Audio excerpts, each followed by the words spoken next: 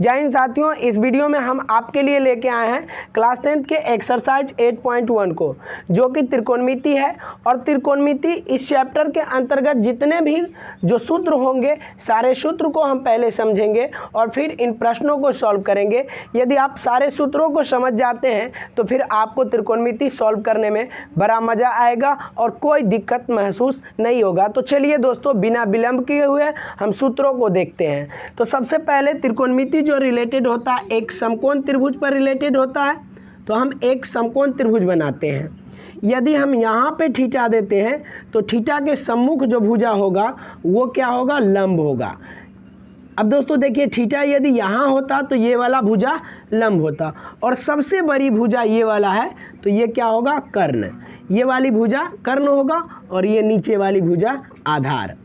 यानी एक समकोण त्रिभुज में क्या क्या होता है, तो लंब, आधार और कर्ण होता है। अब लंब को हम P से डिनोट करते हैं और कर्ण को हम H से डिनोट करते हैं, आधार को B से डिनोट करते हैं। और आपको मैंने बताया कि ये कोण यदि थीटा है तो इसके सम्मुख जो भुजा होगा वो लंब होगा। यदि ये कोण थीटा होता तो इसके सम्मुख भुजा ये वाला जो है वो क्या होता, तो लंब होता। तो दोस्तों इसको A, B, C हम नाम दे देते हैं। अब देखिए, सबसे पहले हमको निकालना क्या क्या होता है, तो साइन थीटा निकालना होता है, कॉस थीटा निकालना होता है, टैन थीटा निकालना होता है, कॉट थीटा, सेक थीटा और कॉसेक थीटा। अब इनके बारे में हमें यदि मालूम होगा तभी तो हम क्वेश्चन सॉल्व कर पाएंगे।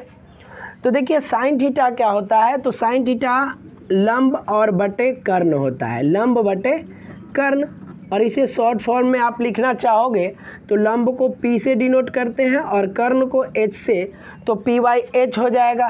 कॉस थीटा निकालना है तो ये होता आधार बटे कर्ण, आधार और बटे कर्ण होता है।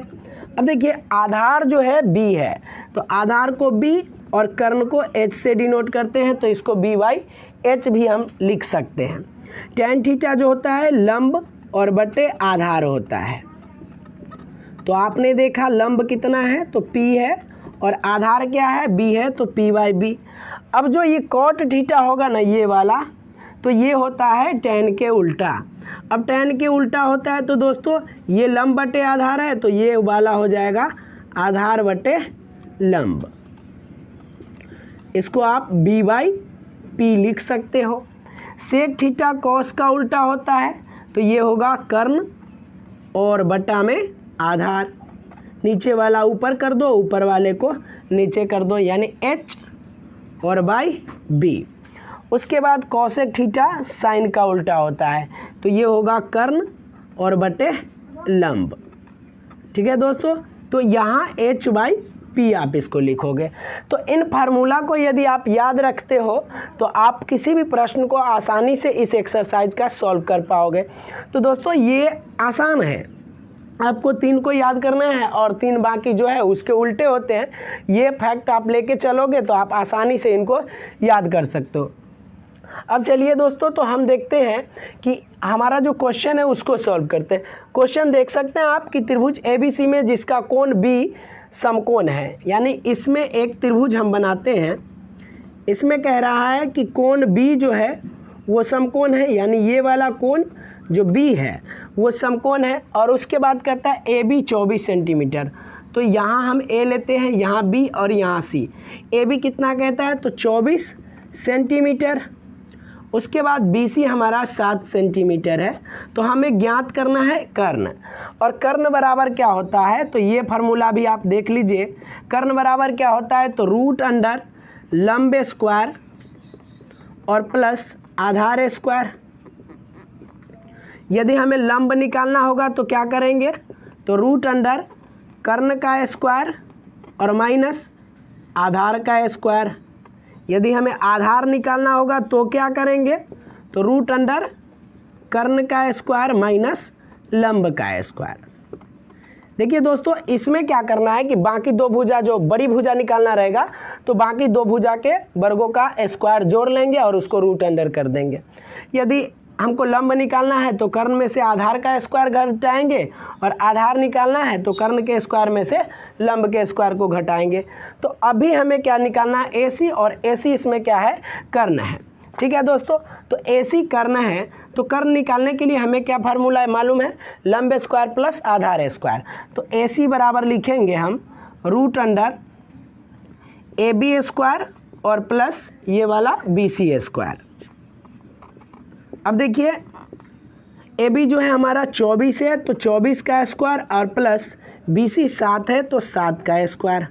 अब देखिए 24 को 24 से गुना करेंगे तो 576 आएगा, और 7 को 7 से गुना करेंगे तो 49 आएगा। जब इन्हें हम जोड़ेंगे तो 625 आएगा, और इसका वर्गमूल आप निकालोगे तो 25 निकल के आएगा। तो दोस्तों ये वाली भुजा भी हमें मालूम हो गई 25।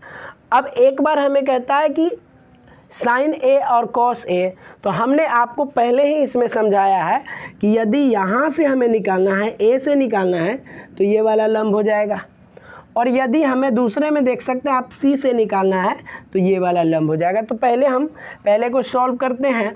तो देखिए इसमें हमें क्या ज्ञात करना है, साइन A और कॉस A। तो साइन A बराबर क्या होगा, तो साइन A आप साइन थीटा लिख सकते हैं लंब बटे कर्ण। तो लंब इसमें आपको देखना है 7 है, इसके सामने वाला भुजा कोण A के सम्मुख भुजा जो होगा वही लंब होगा। तो लंब 7 है, और कर्ण तो चेंज होता नहीं है, तो कर्ण 25 हो गया, यानी 7/25। ये पहले का आंसर निकल के आया। कॉस A है, तो कॉस A क्या होता है, कॉस A, तो यहाँ देख सकते हैं ये तो लंब, कॉस A देखिए आधार बटे कर्ण है, तो ये लंब है, तो ये वाला आधार होगा। तो आधार कितने 24, और कर्ण कभी चेंज ही नहीं होते, तो 24/25 ये हमारा सॉल्व हो गया।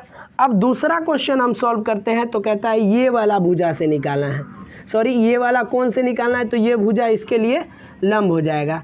तो कोण C के, ऐसे हम लिख भी सकते हैं, कोण C के लिए लंब कितना हो जाएगा दोस्तों, तो 24, लंब 24, ये सामने की भुजा है तो 24 हो जाएगा, और आधार कितना हो जाएगा, तो कर्ण तो चेंज होता नहीं है, आधार और लंब में जो है चेंजेज होता है। तो आधार जो होगा 7, और कर्ण ऑलरेडी 25 दे रखा है, तो कर्ण हमारा 25 सेंटीमीटर होगा। अब आपको यदि डायरेक्ट लिखना है तो साइन C, अब साइन C निकालने के लिए लंब बटे कर्ण करना है। तो लंब इसमें देख सकते हैं आप कितना है 24, और कर्ण हमारा कितना है 25, ये निकल गया।